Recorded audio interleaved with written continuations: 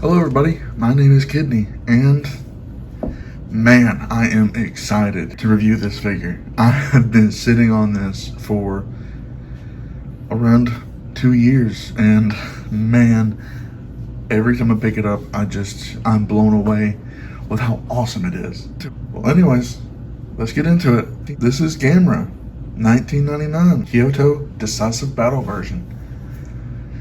This movie had a sick villain in it. I'm talking like Godzilla villains, like they're good, but having a villain like Iris really sells the movie. In my opinion, the Gamera trilogy is one of the best monster trilogies that I can think of. In the modern era, we have Ultraman and the Monsterverse, and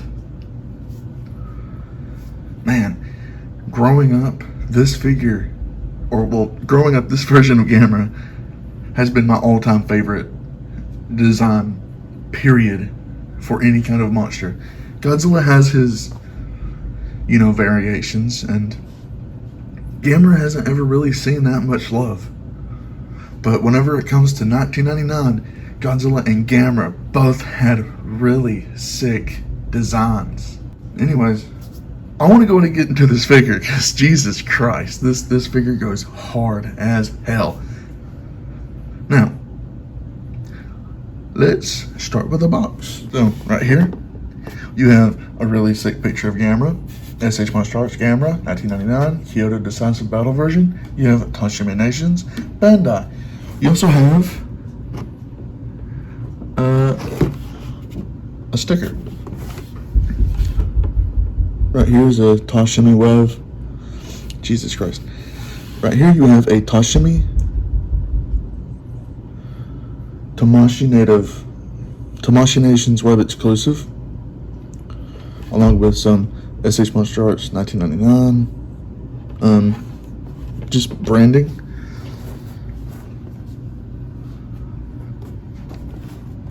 Up top you have Gamera right here. Gamera again. On this side you have a really sick, side profile of Gamera. On the bottom you have another sick picture of Gamera. Nice.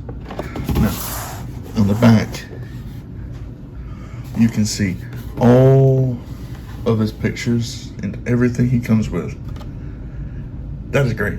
That is great. I love every single one of these pictures that they use for this figure. It just shows so much of what the actual figure is.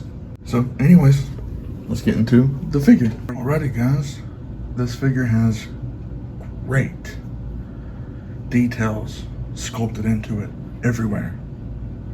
It has great paint everywhere. And it has articulation in places that I think, or at least I didn't think, a turtle could have. So, getting into the actual articulation segment of this. Starting at the head, you can turn like that, turn like that. You can look up that far. His mouth opens fairly wide. So this whole piece right here is going to be on a ball joint. And if you look right here, in between these two pieces right here,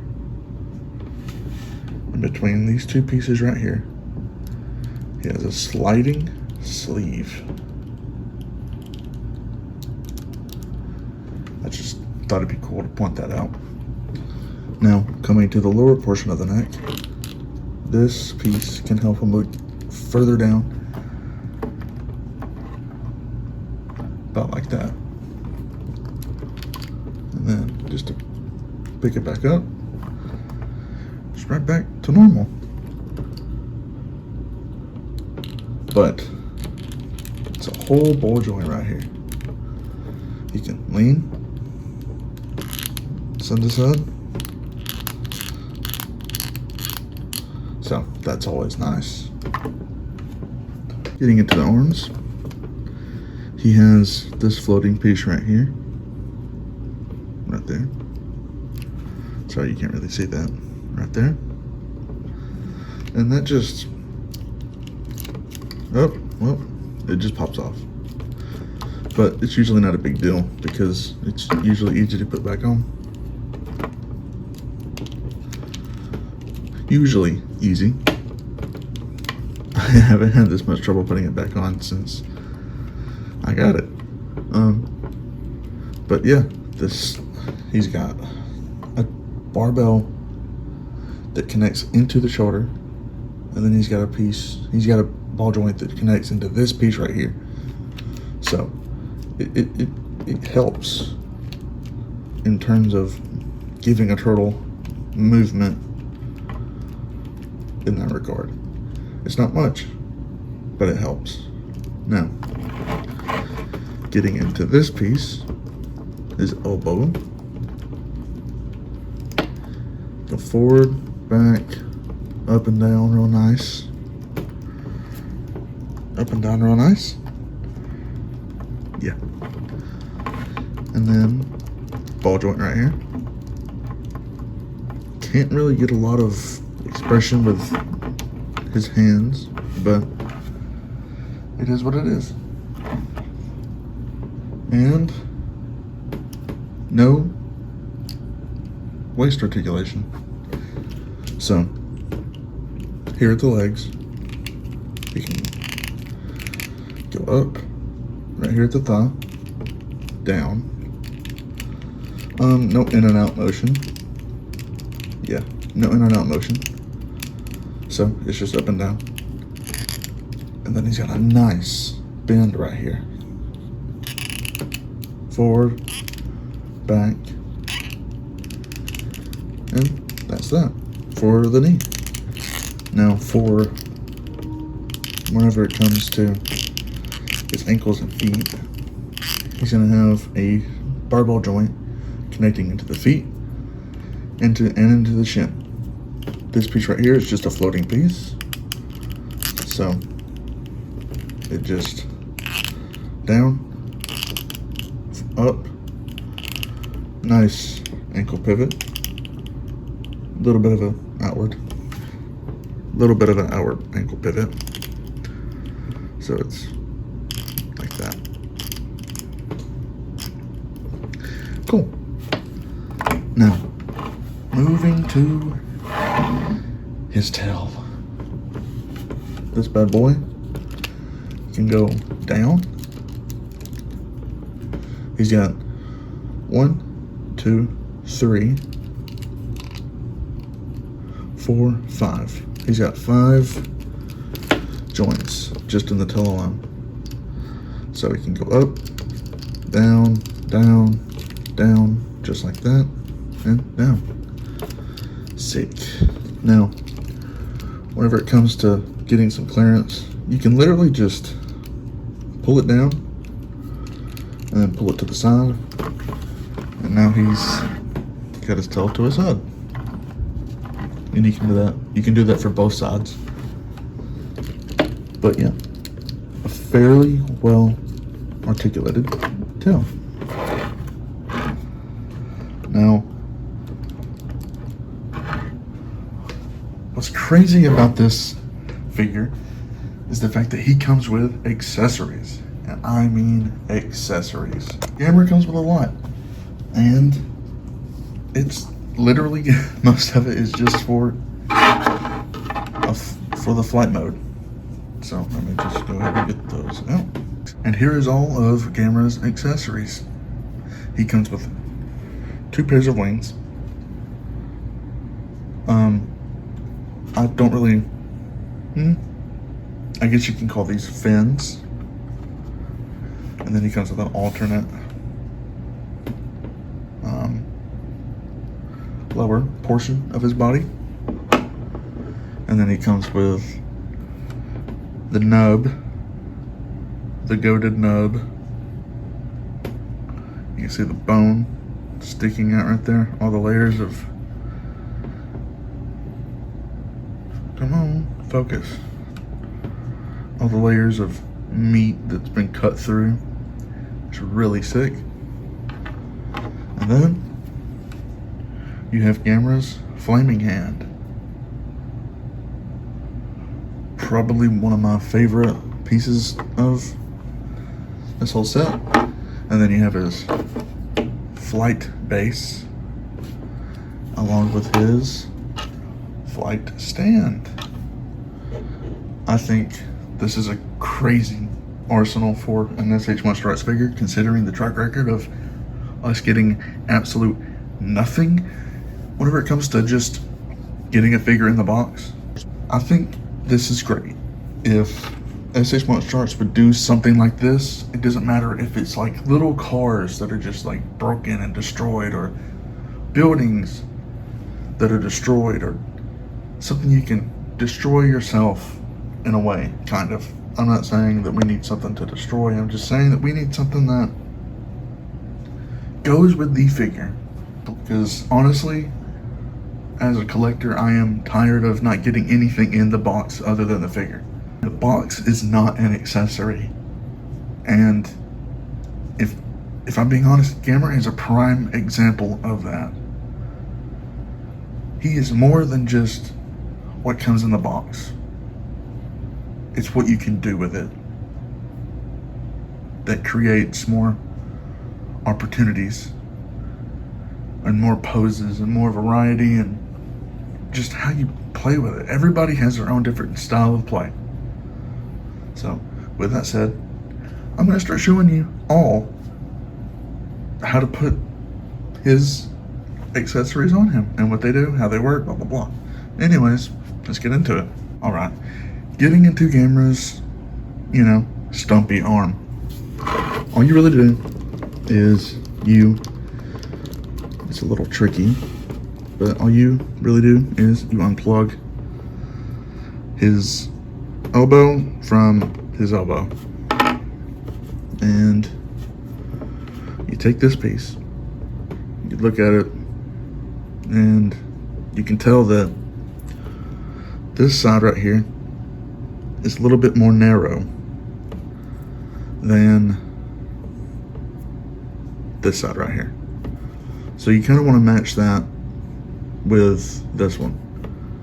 So putting that together, and it is on.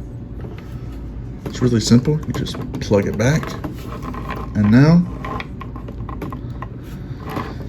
Gamera's got a stumpy.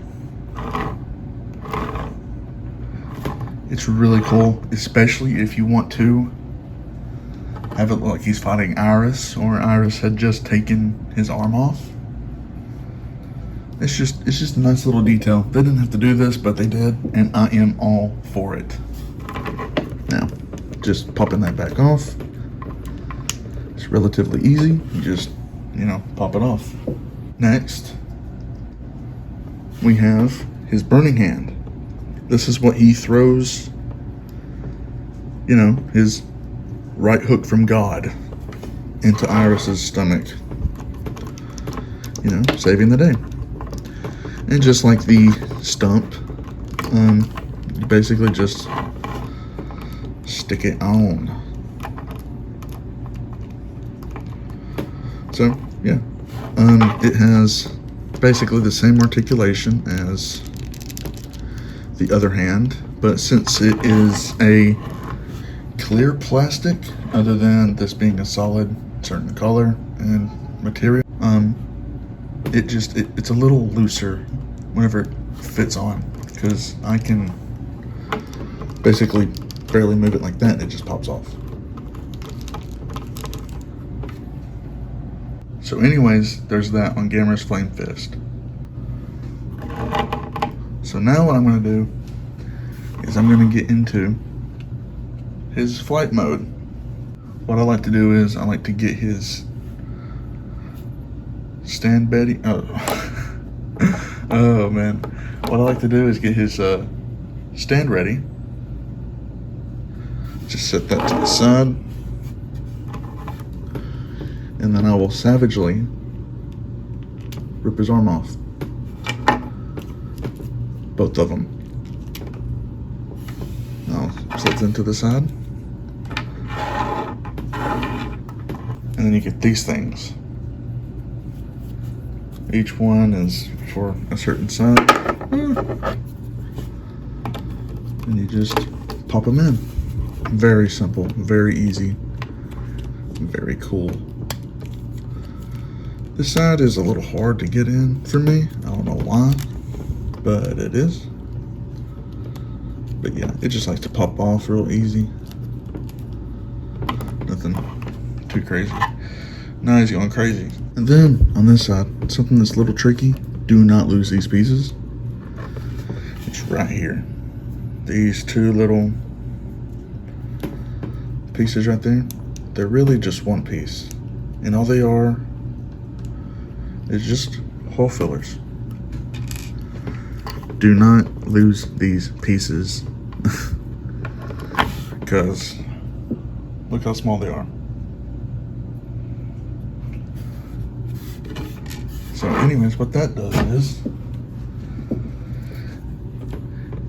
it allows you to get his fins. Each one has a certain angle to it. This one is a T. And you're looking right here. This side is the T side. Just plug that in. It secures very nicely. This side is, I can only describe as a light bulb. And it just plugs into that side, like that. Just slides in. Okay, it just slides in. There we go. Now it's in. He's halfway there. Now, for this part, you just pop his legs off. Very nice ball joints. You can see that dumbbell joint right there. Very cool, very nice. You just pop the other one off, just as you did the other one. And then you rip off his groin, as one does. And then you unplug his tail.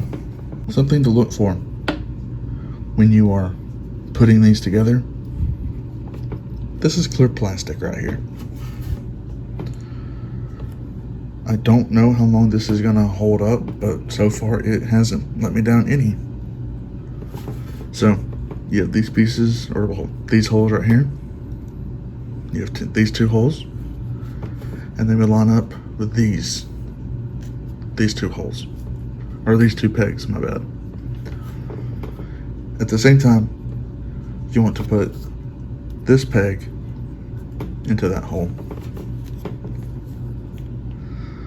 So what I do is I try to line up the plastic pieces first, and then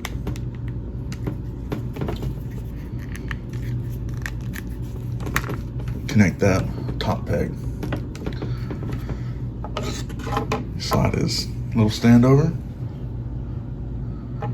and then there you have it. Gamera in his flying mode. This is a mode in the movie that you don't really get to see a lot of, but there is a whole chase sequence with like fighter jets and Iris, and it's one of the highlights of the movie. Is you just get to see this turtle flying at Mach God, battling a kaiju in the air, and then outmaneuvering fighter jets, and it's just a crazy part in the movie, and it's such a goofy design, but it works. It really does work with the figure. It looks so freaking cool. All the little details that are just sprinkled in. I don't think I have another Sh Monsterarts figure that has this much detail as this one does. I'm talking every single surface is just covered with character and sculpt. But something that's pretty cool for me is you can kind of rotate him on his side, make him look like he's, you know, doing barrel rolls in the air. I showed this off in the pictures.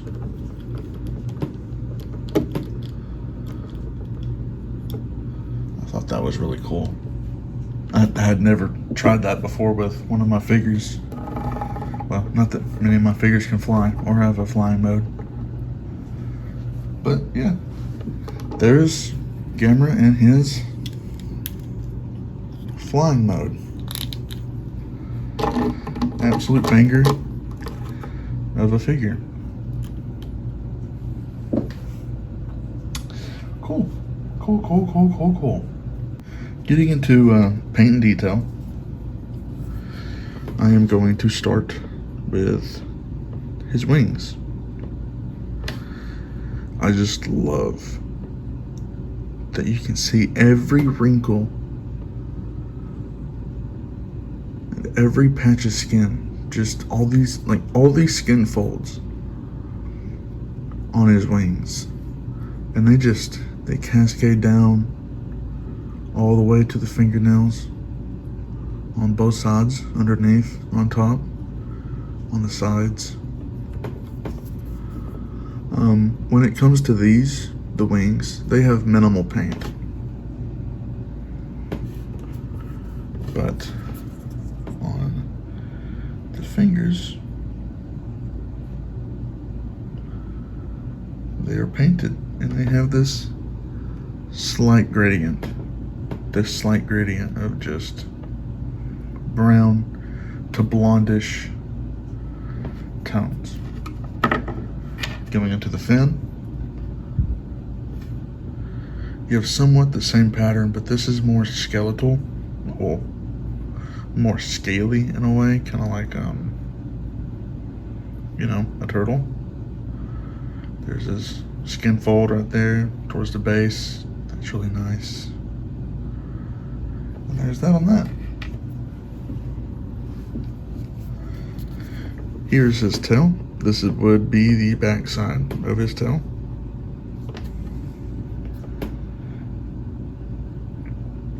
And it's just that scaly pattern all the way through out there. There's not much paint here, but right here on his shell. And just look at how much paint and just time and detail just went into that. That is so crazy.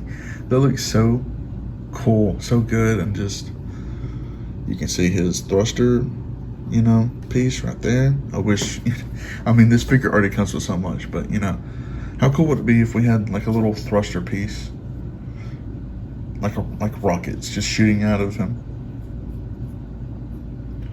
That's just really cool. And I like that little hump right there. It's almost like a fin, like the tail fin of a fish, you know. Anyways, there's that.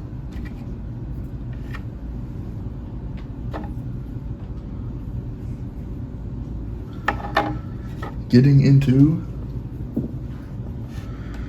his stump. That just has so much detail in it. The way it glistens, it looks like it's actually like, it's got all that weird green blood in them. And it's such a cool piece to have in a figure like this. Again, you see all those skin folds. But yeah. I love the way that the bone looks like it's protruding. It's such a funny thing, really, if you think about it, but it's a really small detail, but I'm glad that it's in the figure. Getting into the hand, his fire hand. All that detail just gets brought back in from the other hand, but this is in a clear orange plastic. That's really, really sick. I just love the way it glows. It doesn't need a lot of lighting, but once you get all that lighting on it, it just glows, it pops on the figure. Now what I want to do is I want to start at the head.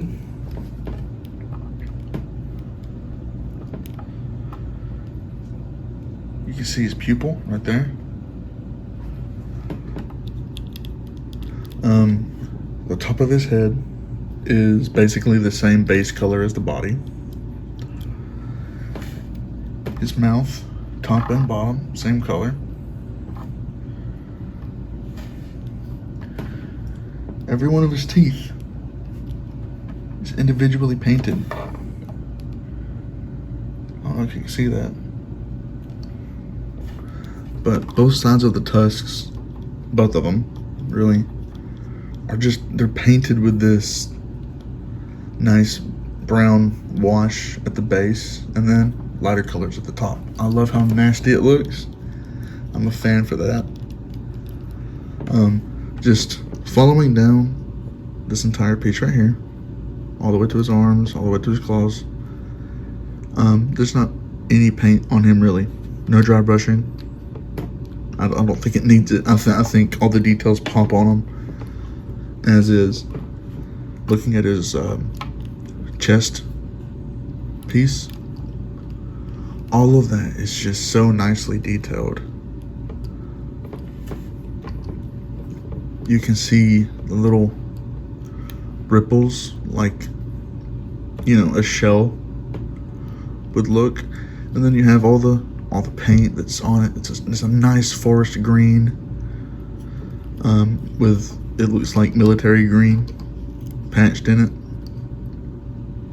But that's so nice. I love the way it shines. Really, really cool. This this is a crazy figure. Now on the fingers and this piece right here,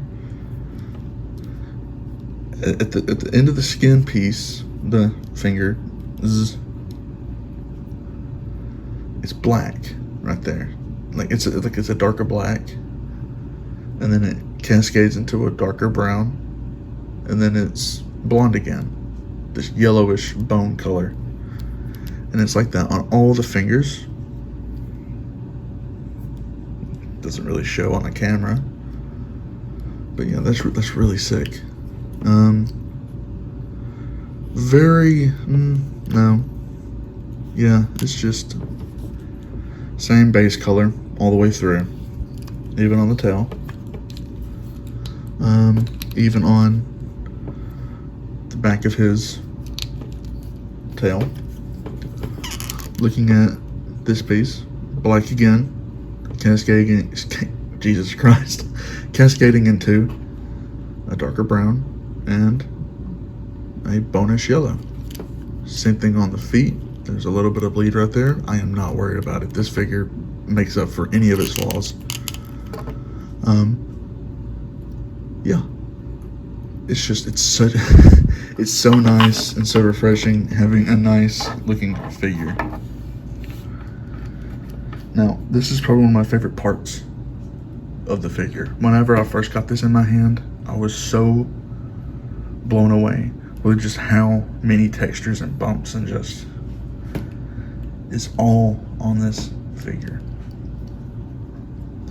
You can see the cracks and the bumps and the scrapes just all over. Like, he looks like he's been through hell, which he has. And it's crazy to me that we don't get this much detail on newer figures. And I'm speaking from my personal experiences.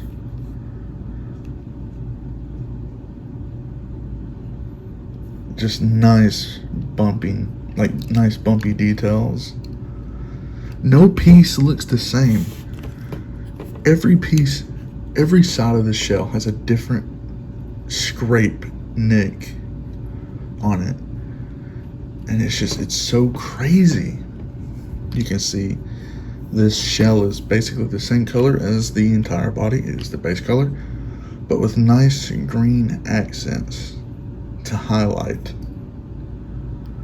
And it's so nice to look at. This figure, in my opinion,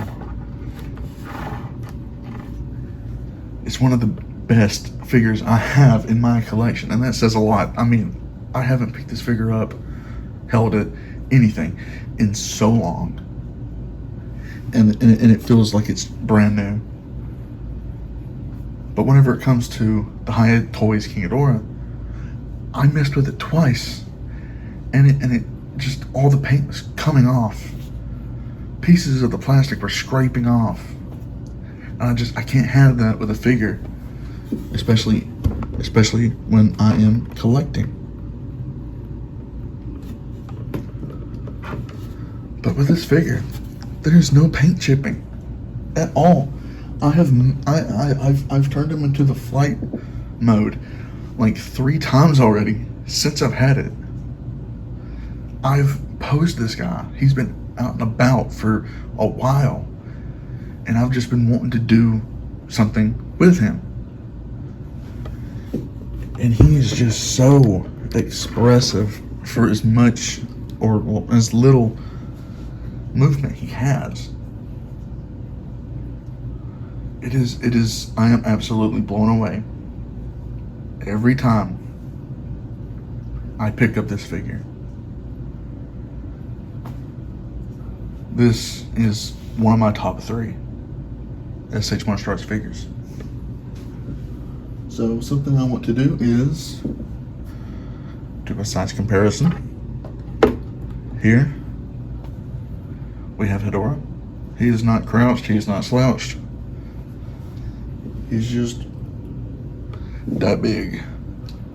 And then on this side, we have 89 Goji. As you can see, they all scale pretty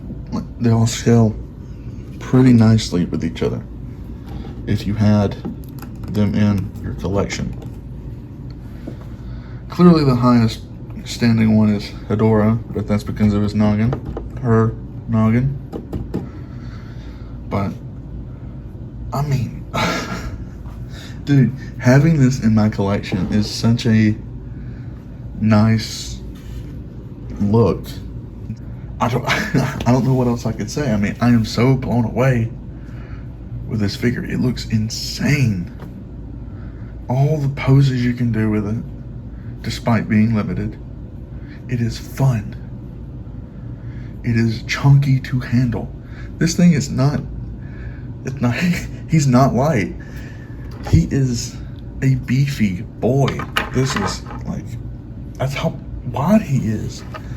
This is a wide figure. Very thick figure. Like, I am confident enough that if you were to use this figure in war or some kind of, different-minded conflict, and you don't have a brick lying around, just use this figure, and you'd probably win that fight. I mean, she's just heavy. She is just heavy. But man, I love this figure. I love Gamera. I'm not that big a fan of the anime that just recently came out. I don't like the design. Not a fan of the characters. But all I really know about is the Gamera trilogy and what that meant for me as a kid. And having this figure in my collection, I can just imagine what my younger self would think if I had it then. It's a really nice figure. I think you should pick this up. I have no idea how much it costs. I picked this up at a vendor at the BJCC in Birmingham.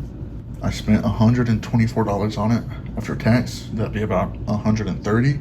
I don't really know where you could buy it yourself, but my guess would be eBay, Mercari, or any place on Google, honestly. But yeah, that's my review.